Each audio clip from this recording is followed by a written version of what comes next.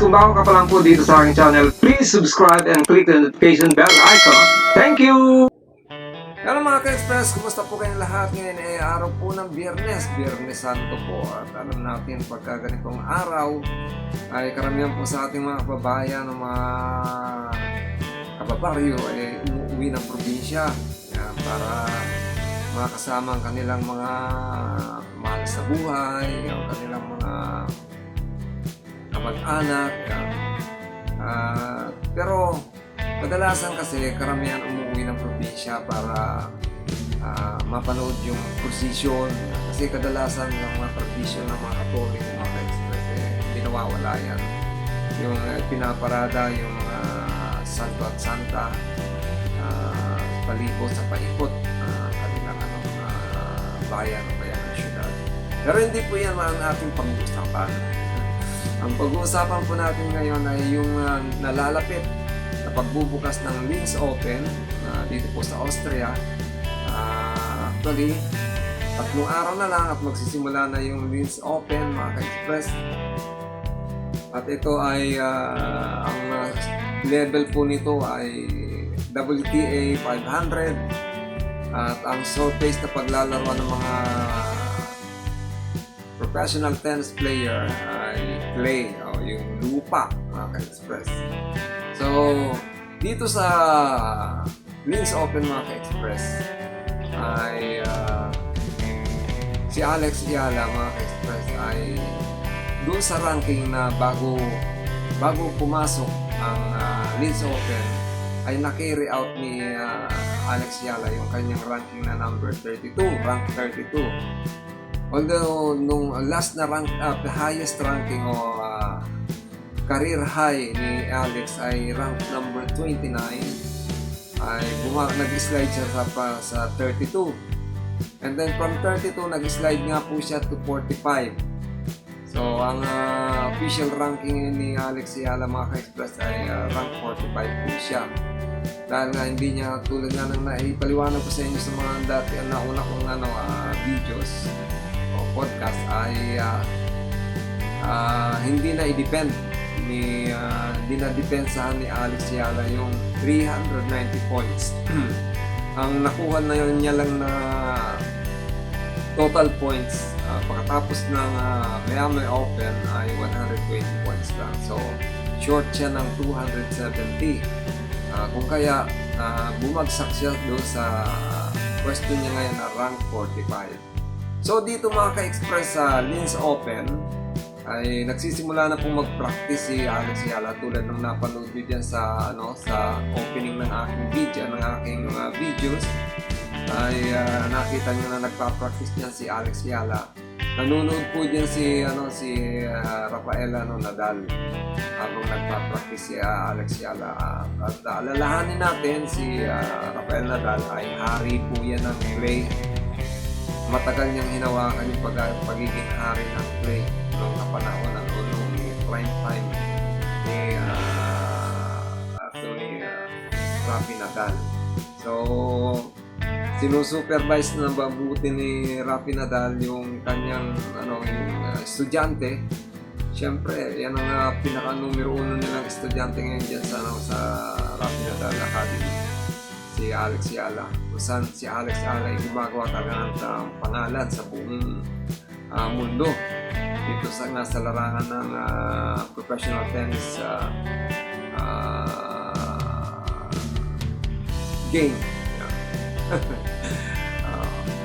Dito sa Linz Open, mga ka-express, si Alex Ayala ay seeded player din dito. Si Alex Ayala, ang defending champion dito ay si Ekaterina Alexandrova. Siya po yung defending champion dito. At dito sa mga manlalaro, sa 28 na manlalaro dito, maglalaro dito sa Linz Open, ay malamang maging seeded dito si Alex. Kasi ang pinakamataas na rank player dito ay si Clara Tauson, mga ka-express. Clara Tauson ay rank 17. So ang mga nandirito ay yung nga si Alexandrova, yung defending champion, Andyan din si Emma Raducano, si Emma Navarro, si Jelena Ostapenko, si Anli, si Yastremka, si Pliskova, si Samsonova, sino pa? Si basta yung wala naman sa ano, wala sa ano ba to? At yung iba pa. Yung 28 yan mga ka-express ay yung iba diyan ay manggagaling doon sa ano, sa mga qualifiers. So hindi lahat yung 28 players na yan eh puros nasa main draw. Yung iba diyan eh dadampa muna ng qualifier.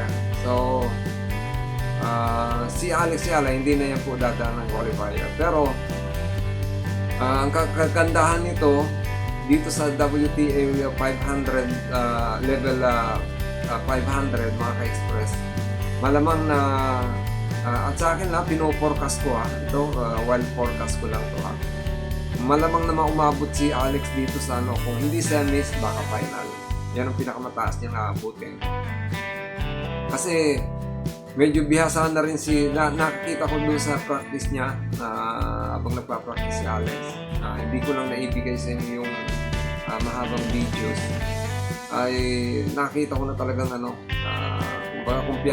kumpiyansa masyado si Alex sa paglalaro niya dito sa clay. At syempre, andun na ngayon yung kanyang ano, yung si Rafael Nadal na sinusupervise siya. So, prediction ko talaga baka umabot si Alex Yala ng semi-final or kaya ng final. At ayun nga, pagkatapos dito sa Linz Open mga ka-express, pagkatapos dito, may susunod pang lalahukan si Alex. Yan. Ngayon, halimbawa, sabihin natin, umabot si Alex ng final. Umabot si Alex ng final dito sa Linz Open. Yung ranking niya at 45, malamang na umabante ka agad ulit siya, pumasok ulit siya sa top 30. Yan. Baka pumasok ulit sa top 30 si Alex. Kasi kinakailangan makapasok si Alex sa top 30 o top 31, top 32 para maging seeded ulit siya mga ka-express sa darating na Madrid Open.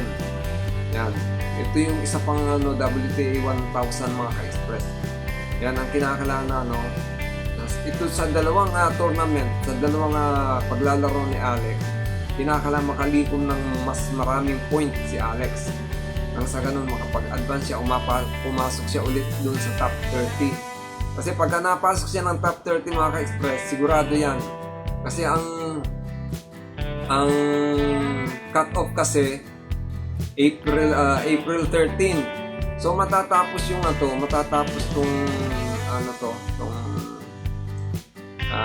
Linz Open April 12. So may isang araw na pagitan. Kung makuha ni Alex yung sa semi-final, syempre mas maraming point ang makukuha din ni Alex kasi level ano yan, 500 eh. Madadagdagan, makakapaabante siya ron. Sana maging sapat yun para pumasok siya sa top 30 o top 31 o top 32 para mapabilang siya sa mga seeded player pagbukas ng Madrid Open mga ka-express. Nagaganapin yan sa darating na Mayo. So itong susunod dito sa Linz Open mga ka-express ay yung Stuttgart Open. Dito nagaganapin naman sa Germany. Ang pagkakaiba nito mga ka-express, pareho siya ng level. Ang level is WTA 500. Dito naman sa Stuttgart sa Germany ay WTA 500 din. Kanya nga lang dito sa torneo na ito mga ka-express, magiging qualifier si Alex. Bakit magiging qualifier si Alex? Hindi siya mapapabilang kagad sa main draw. Kasi nga po, yung composition ng mga player na maglalaro dito sa Stuttgart, dito sa Germany, ay sobrang condensed. Ibig sabihin, halos lahat ng mga nasa top rank mga ka-express from rank number 1 to 20, rank 20 hanggang 28 o hanggang 30 ay sasali din po dyan sa, sa torneo na yan. Kaya obligado talagang dumaan sa qualifier si Alex dito sa Stuttgart. Kung dati hindi siya dumadaan sa napapasama kaagad siya sa mga main draw, ngayon hindi siya mapapasama diyan. Pero dito sa Lens Open, talagang kasama siya sa main draw. Baka nga ma-seeded pa diyan si Alex eh. Tinatansya ko baka seeded number 7 si Alex diyan sa Lens Open. Pero dito sa sa Stuttgart, mga ka-express, dito sa nagaganap sa Germany, simula ng April 13 to bali 1 week yun eh. 13, 14, 15, 16, 17, 18, 19. April 13 to April 19. Yung po yung playing date ng sa Stuttgart yan sa Germany. Kaya pagkatapos ng Linz, tatalo na kaagad si Alex diyan sa bagay, malapit lang naman, di ba? Border lang naman itong Austria, border lang yan ng Germany. Konting kimbot lang, andyan na yan sa Germany. Pero hindi po sakop ng Germany yan, Austria. Independent na country po yan. So yun nga, nakakapagtaka, di ba? Pareho lang siyang level WTA 500, mga ka-express. Pero kailangan dumaan si Alex sa qualifier. So, dadaan muna sa butas ng karayom si Alex para mapasama siya doon sa mini draw. Ganun po yun. At yan, alam naman natin na pag ganyang mga qualifier, may mga nakakasilap, may mga nakaka-upset. So, yun ang delikado roon. Unlike kung kung napasama ka na kagad sa main draw, okay lang kung sino makatapat sa'yo.